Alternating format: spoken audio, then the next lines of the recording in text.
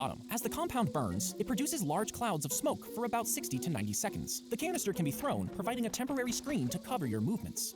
When you pull the pin on a smoke grenade, it activates a fuse, igniting chemical compounds inside. Once the chemicals heat up, they create a thick colored smoke, which is forced out through small holes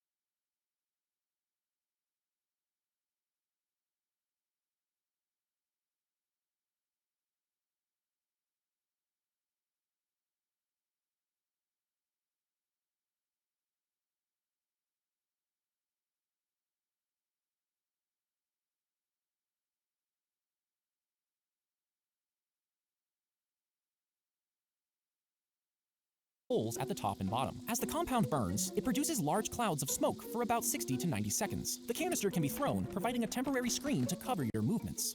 A man was exploring the Nutty Putty Cave in 2009, and he wanted to go through one of the tightest stretches called the birth canal. As he was going through it, he noticed it was extremely tight, but he had researched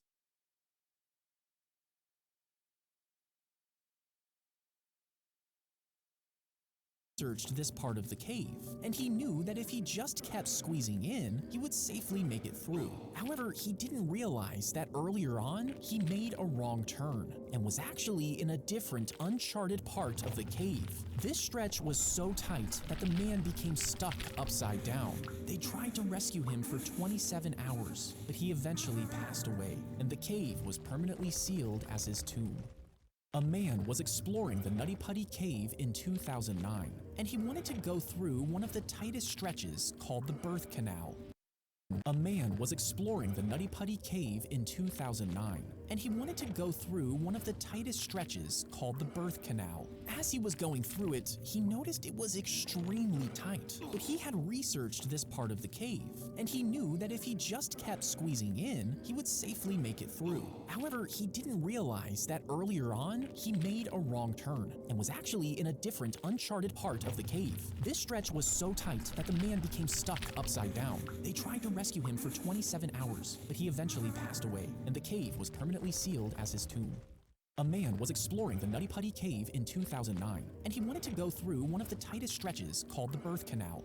As he was in the head, a was cutting down that exact. A man was shot in the head, but the bullet only grazed him and lodged into a nearby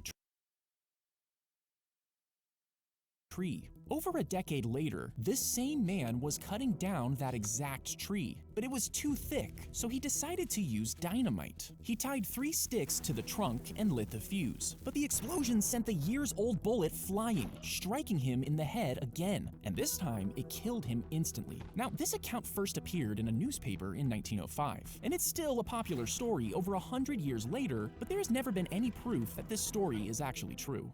A man was shot in the head, but the bullet only grazed him and lodged into a nearby tree. Over a decade later, this same man was cutting down that exact tree, but it was too thick, so he decided to use dynamite. He tied 3 sticks to the trunk and lit the fuse, but the explosion sent the years-old bullet flying, striking him in the head again, and this time it killed him instantly. Now, this account first appeared in a newspaper in 1905, and it's still a popular story over 100 years later, but there's never been any proof that this story is actually true. A man was shot in the head, but the bullet only grazed him and lodged into a nearby tree. Over a decade later, this same man was cutting down that exact tree. A man was shot in the head, but the bullet only grazed him and lodged into a nearby tree. Over a decade later, this same man was cutting down that exact tree, but it was too thick, so he decided to use dynamite. He tied 3 sticks to the trunk and lit the fuse. A man was shot in the head, but the bullet only grazed him and lodged into a nearby tree. Over a decade later, this same man was cutting down that exact tree, but it was too thick, so he decided to use dynamite. He tied 3 sticks to the trunk and lit the fuse, but the explosion sent the years-old bullet flying, striking him in the head. Old bullet But the explosion sent the years-old bullet flying, striking him in the head again, and this time it killed him instantly. Now, this account first appeared in a newspaper in 1905, and it's still a popular story over 100 years later, but there's never been any proof that this story is actually true. A man was shot in the head. He could be eating. Look at this. They're the exact same flavor combos on the plate. They look the same. Also, I just noticed even with the font of the branding, this L over here, the Lunchly L, it goes underneath the Y. And then look at the Lunchables. It's the same design. I guess Jimmy's used to taking L's. They literally ripped this brand off, just repackaged it, put a few differences in there, and then made another ultra processed piece of crap. When KSI, Mr. Beast, and Logan Paul say this is better for you, in my opinion, that is completely false advertising. Now this first lunch over here, the total price was $3.21. We've got a string cheese, some mixed nuts, a banana, got our fruits and veggies, and then over here we've got snap peas, we've got some wheat crackers, and some organic popcorn. Not only is this one more nutritional than a Lunchly, but it is actually more affordable. And then over here, this meal, we've got some hummus, I love it, sweet mini peppers, whole wheat crackers, carrots, an apple, and some cottage cheese. And the price of this is $4.29. Okay, this is great. All right, this is what I like to see. She criticized the product, and then because she's in the cooking sphere of YouTube, she might know a bit more about healthy snacks. She recommended a couple healthy alternatives as well. And that is actually what you call a healthy alternative, not the absolute crap you call Lunchly, right? This is the sort of stuff kids should be eating. This is basically just fruits and veggies and nuts, and that's a solid snack right there, all right? It'll keep you energized, you know, provide you with some solid nutrition, get some of those micronutrients as well, and it probably tastes better than Lunchly as well. Now after this, Rosanna, Dogpack, and Jake Weddle have a taste test. All right, so you guys want to start with nachos or pizza? Neither. Let's do nachos. All right, over here we have Lunchly nachos. I'm even gonna try it. I'll try it too. Ting. Okay. Just whatever. It has like an aftertaste that's like, you know, like after you float up and it's like a couple minutes later, and you have like that. It's not that bad. Okay. Well, this is very thick. Dink. Oh, No, it's too late. yeah. It's too late. This is disgusting. This is just like That's if you tomato took paste, a yeah. can of tomato paste and just Literally. put it on there. That is not, that try is the terrible. I've actually never had prime in my life. Here's the pizzas. Ready? I'm ready. Cheers. No, I'm Italian. This is offensive. This is making me depressed. You guys are just gonna be dripping in potassium now. Is it supposed to taste like a melted popsicle? Yeah, this is bad. Fun fact about Prime is they're getting sued by the company who makes their bottles because they aren't selling enough. Why is he pushing Prime so hard? I think it's for like over $60 million, and the sales of Prime are down by 50% in the UK. So basically, Prime is tanking. So are we gonna try the blueberry pizza or no?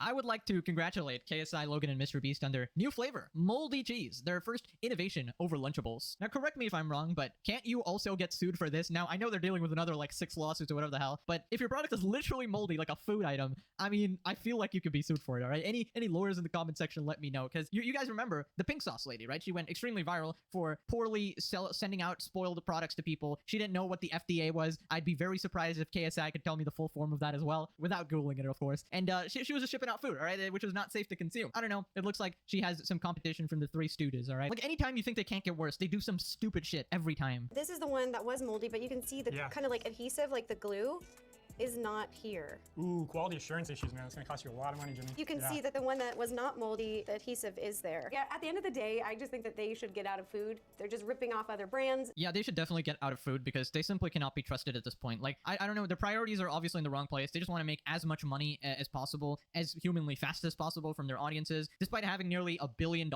still being this greedy is absolutely pathetic. You can put some amount of effort into making sure your package is sealed properly, double checking your product, making sure the cheese is not freaking moldy, which is like a basic thing when you're selling a cheese product or whatever. So I don't know, if you don't have the basic courtesy to make your product somewhat decent and you're just gonna rip somebody off and actually make it worse while claiming it's healthier, it's just absolutely pathetic. I don't know what to say at this point. Hey everyone, just a few things. I did not fake this video. We brought this Lunchly from the store months before its expiration date and put it into our own fridge within 20 minutes. Looking online, there's dozens of other people reporting moldy Lunchlies as well. How widespread is this? As my studios finalize, I'm going to be filming way more videos like this. I, for one, have grown sick of the make money at any cost mindset of a lot of the top YouTubers. I'm going to continue speaking out about these topics because they're starting to get hurt physically and mentally, and now dangerous food is being sold to fans. Enough is enough. This is actually concerning. Like, there's no way they didn't run tests on how long it lasted on the shelf and in the fridge after transportation to the stores. Like, this needs to be investigated. Nerdsing spoke about how low calorie is what people use to advertise to adults, not to children. This is essentially selling diet culture to kids. But let's move on to the next video by another large YouTuber. I ate only Lunchly for 1 week. Regret. Not gonna lie, this sounds like a very easy way to guarantee a trip to the hospital. The Three Musketeers, Jimmy, Logan, and KSI have released their deadliest product, Lunchly. For the next week, I can consume nothing but Lunchly products. Yeah, I can't stress this enough. Please do not try this. It is in no way a meal. And number 3, will I die? What do other YouTubers think about Lunchly? Okay, right off the bat, this is never going to work because each box of Lunchly or whatever has a minuscule amount of calories, like around 200, right? So as a full-grown active man, he'd probably need about 8 to 12 boxes a day, like depending if he needs like 2,400 calories, 2,000 calories or whatever, to even like maintain his weight, right? So that much ultra-processed food is obviously horrible for you. Not to mention the absolute lack of nutrients in his diet as well. So my guess is that he's probably going to suffer from several nutrient deficiencies throughout this week, unless he takes some supplements.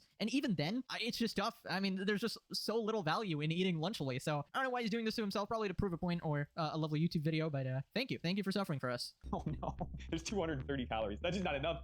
That's not enough calories, guys. Oh, Prime, I have an interesting path with you. Oh my gosh. Yeah, I can tell you right now that my energy stores at this very moment are about negative. Bro. The ingredient list is half the box. You know, we've got stuff like bleached wheat flour. We've got modified cornstarch. Hydrogenated everything. Wait, your package different than mine. What the heck? There's a package discrepancy here.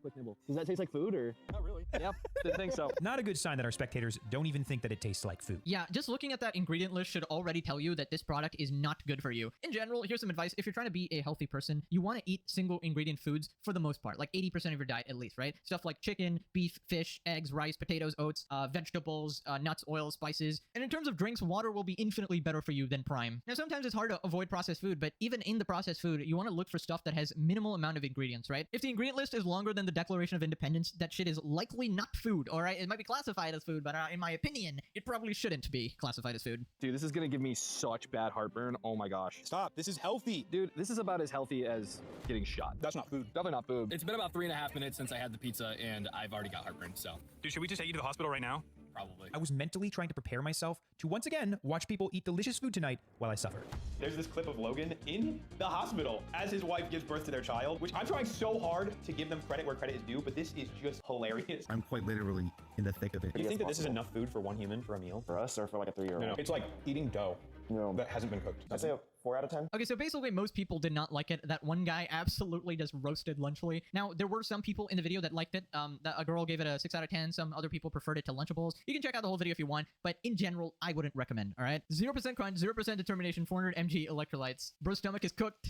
Guys, he died. Rest in peace, bro. Okay, we also had fellow commentary creator August the Duck actually try out Lunchly as well. He's previously tried the pink sauce too, so he is a professional. Here's what he said about it. Overall, honestly, I mean, it's a Lunchable. They taste like Lunchables. They look like Lunchables. The ingredients are basically the same as a Lunchable. That's what they are, and I mean, there's only so much you can say about a Lunchable. Are they healthy? Not really. Are they good for you every day? Of course not. Are you gonna die if you eat them once or twice a week as a child? Probably not. Don't hold me to that, though. They are what they are. They're a Lunchable. Close your eyes and eat this one.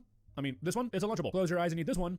This one. It's a worse Lunchable. Who would have thunk? All right, pretty expected. Obviously, it's just a ripoff. It's nothing special. But completely unrelated, here's what happens if you eat moldy cheese. As soon as you realize the cheese is moldy, throw it out. If you notice mold on a block of hard or semi-soft cheese, it's safe to cut it off, along with 1-inch radius around it. While rare, possible symptoms of eating mold may include nausea, vomiting, diarrhea, shortness of breath, and allergic reactions. So while it's not the worst thing, if you're eating that on a regular basis, you're definitely going to be having some problems. Anyways, we gotta move on to KSI's new video. Lunchly is great for this. Wow, guys, it seems like one person actually really likes Lunchly. I wonder why. And to nobody's surprise, he has not talked about any of the mold or any of the issues brought up regarding this. He just eats his Lunchly, pretends to enjoy it, and reacts to other people's videos. And with very little commentary, I will say. All right, Mr. Copyright here, really skating that fair use line, just gonna say. This was pretty much a Sniper Wolf video, not even gonna lie. I've run out of salt. Yes, I've run out of salt for my beautiful Lunchly. So today we're going to be reacting to some to make sure we get as much salt as possible for my Lunchly. I mean, if you want salt, just pull up your own Twitter feed, dude. You've been melting down for 2 months. It's the saltiest place on planet Earth. By the way, this is a video of him reacting to people getting mad. And just last video, this guy was on his high horse. Like, how can you possibly enjoy making me mad, making other people mad? Your life must be so pathetic. Bro became a hypocrite in 2 business days. Ain't no way. Turns out watching other people mauled is actually pretty funny. Who would have thought? Anyways, I would react to this video, but there's literally nothing here. He just sits there and eats and occasionally says like a word. Pretty similar to some Twitch streamers, not a single sign of intelligent life here. We also got KSI's own Reddit, mold and Lunchly nice. Real cheese at a warm temperature, wonder what can go wrong. Did they even test it before releasing this product? Honestly, I feel like KSI jumps the gun on things too much and ended up making the wrong decisions. This idea clearly wasn't his, but these actions have him facing consequences. He really needs a better team or a manager. No way you're separating KSI from this. This is a delusional KSI fan right here, bro. See, he's been endorsing everything, all right? Everything, doubling down. He had plenty of chances to turn around and apologize or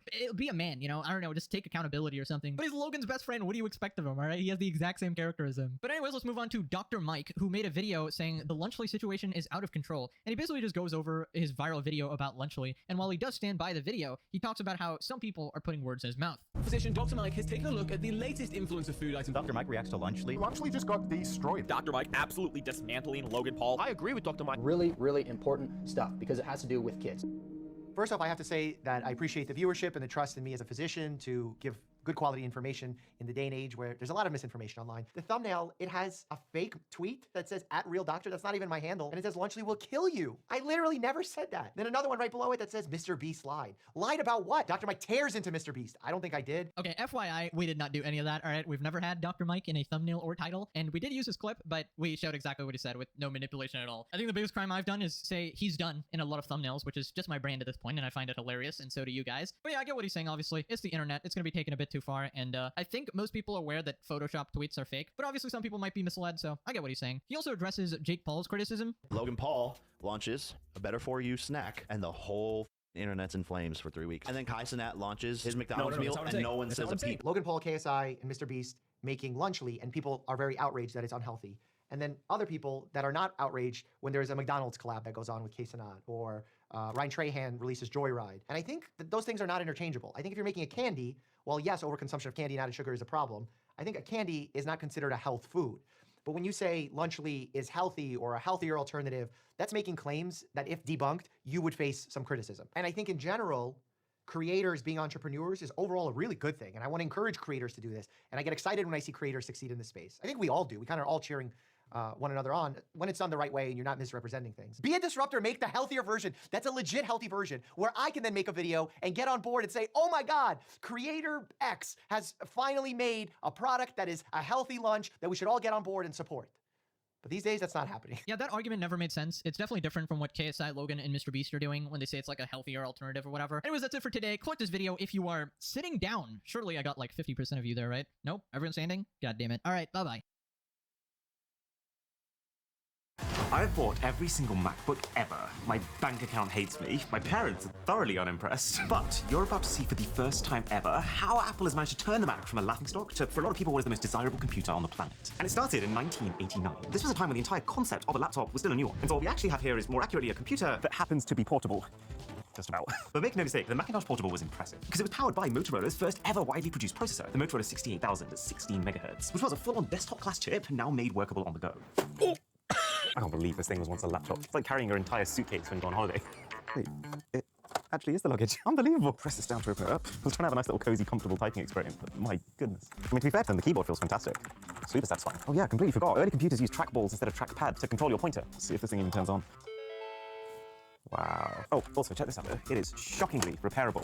Just take the back off and change the parts you want to change. Like, literally, that's the battery. I'll give Apple this. For a machine that's 30 of a laptop was just $3,000. It was Apple's most affordable laptop ever. We take a shot of me on the toilet with this. I really wish more laptops were this experimental. Every single key is transparent. You can see the mechanism underneath it. Very interesting looking mouse buttons as well. Oh, okay, buzzing to life. So this is macOS version 10, and that's taken it a big leap forward to what we have today. You can see the skeletons, the foundations of those features from the very, very early machines. Kind of like they knew what they wanted to build and very, very slowly got there. All the icons are three-dimensional. Everything has its own inner and outer shadow and reflections. It's very pleasant to look at. It's got chess. I used to play the odd game of chess in my time, but I'm pretty sure the game has just crashed. Just scared to face a former England chess team player. This thing was actually quite a big deal. It was also the first mass consumer product to offer Wi-Fi network connectivity, which was then branded by Apple as Airport Wireless Networking. This was a big deal. And the way it was demoed to the audience for the very first time will probably go down in the history books. Listen to the audience. Steve Jobs shows this off by passing the laptop through a hula hoop to truly clarify to people that it was, yes, wireless. Impressive enough to earn the iBook the #1 spot in the US portable consumer market for a while after launch. Apple did make a number of updates to the iBook over the years, but what I think is even more interesting is what Apple did for the pros. At this point, Apple very clearly understood that they wanted to make both mid-range machines and super high-end machines. How do you make something that a pro would be willing to spend $6,000 in today's money on?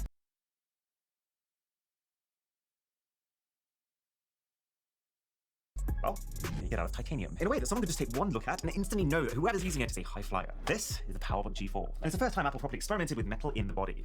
Safe to say it worked. Oh, the metal makes such a difference. There's not even really a hint of it creaking. Oh, and they finally integrated the mouse buttons into the trackpad module for a really nice even border around the screen. You can kind of see it start to resemble the modern day laptop. Pretty sure the bezels here are smaller than they are on some of the most recent ones, and the screen is pretty sharp too. I'm kind of judging that because I can actually tell that the Apple in the corner is an Apple. Never thought I'd see the day where you can actually see screws on an Apple laptop. I guess you could say modern day Apple prioritizes form over everything else, whereas this very much feels functional, even if it's not not the prettiest. Oh yeah, and the PowerPC G4 chipset basically doubles the performance yet again. We're getting to crazy numbers here. And like, Apple's doing well now. They were making better computers faster and faster computers better, and the sales were trickling up as a result. But there was still a higher ceiling that Apple hadn't quite cracked yet. And this is where the MacBook came from. Steve Jobs strolled on stage in 2006 and basically said, "We're kind of done with power." Meaning that while of course Apple laptops would continue to get more powerful, they didn't want power to be the focus. Since the PowerBook brand was created while Steve Jobs was out of the company, this was his chance for a fresh start. He wanted the Mac brand that he first established to be the front and center, and for it to represent not just power, but just the overall quality of the experience. So they released two forms of laptop in a single year, MacBook and MacBook Pro. Even the base MacBook is so nice. They swapped out the standard charging cable for MagSafe, they added in a webcam that they labeled as the iSight camera, and they swapped out the PowerPC processors for Intel Core Duo CPUs, blaming their partner IBM for being sloppy and not making the chips power efficient enough. Although this is kind of funny because the entire time Apple was using PowerPC chips, they would just release teaser after teaser poking fun at how much worse Intel was, until they switched to Intel, at which point they changed their tune to, "This is hard to believe,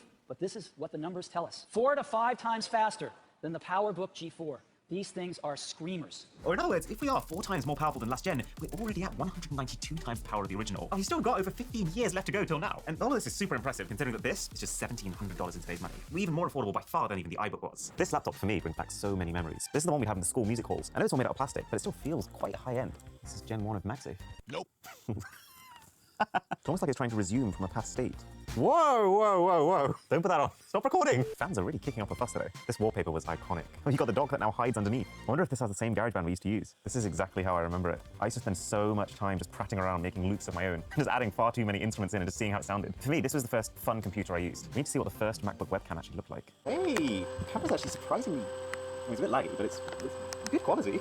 We're talking about a time where they still used to call it video conferencing. And then the MacBook Pro, which keeps the same Intel Core Duo, but it's more the quality of everything. The metal body, the fact that it has a 1440 by 900 HD display. It's actually really similar looking to the PowerBook. I like the LED light on the latch though. Fun fact, this is actually the last Apple laptop to have a latch. Steve Jobs apparently didn't like them. I really like the silver keyboard, it feels very slick. What is iChat? The first personal video conferencing system that makes it easy to keep in touch with friends. Password, Astley69. This is such a throwback. iChat can't communicate with the account Rick, RIP.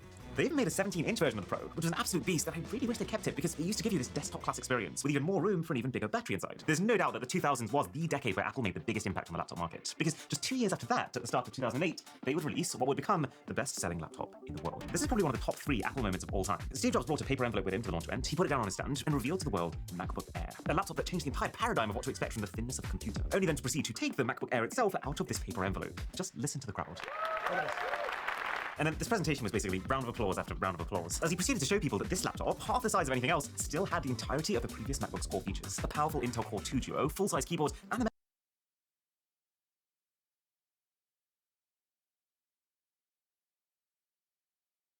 metal construction that Apple had previously saved exclusively for its luxury lineup. I mean, it wasn't cheap by any means, but you can totally see how if this was your reference point, how desirable this form factor is. It's so nice to finally hold a laptop that isn't a workout. This is where they first introduced the multi-touch trackpad, which I would say made a big difference to how intuitive it was to use macOS. I use gestures a lot nowadays. You can totally see how this took people aback at the time. And in the very same year, the company also released the unibody MacBook. So this is the successor to the plastic MacBook from 2006, and somehow managed to even beat the MacBook Air in sales. Unibody, or at least what Apple means by unibody, is that the entire laptop is just 2 pieces. The entire body is 1 piece, the screen is a second. There's no plastic supporting frames, and the entire thing is made out of metal, so it naturally conducts heat out of the laptop. Plus, environmentally friendly. They use this redesign as an opportunity to get rid of chemicals like arsenic and mercury, and now that the laptops were so simply structured, they all of a sudden became almost completely recyclable. This is sturdy. I like it. It's definitely the most solid feeling MacBook so far. The screen is so bright. Chrome used to squinting. The webcam might actually be slightly worse though, but the laptop is noticeably faster. Oh goodness, this browser is no longer supported. Oh, Apple.com works fine. Well, not really fine, what the hell? No one supports tech this old. You can see why this iteration was the best-selling MacBook in history. A lot of people call this the first proper MacBook, because it now has a completely new design that separates it from the PowerBook lineup, the design language that the company's finally settled on. It does also feel like this is the point where Apple realized that, while yes, lots of different kinds of people buy MacBooks, the core market was creators, photo editors, 3D modelers, and these people also needed proper graphics. So, Apple started a partnership with NVIDIA and kitted out the machine with something a little bit more substantial, pushing it to 2 times more powerful than even the 2006 MacBook. It became very clear very quickly with the sales numbers that Apple had smashed it with this design, which is probably why they gave it the standard spec bumps over the years as they do, but that they didn't change the core concept for a while. But they did realize something else. That now that they had the MacBook Air that was catering to the casual user who just wanted to type documents, they didn't really need the middle of the pack book.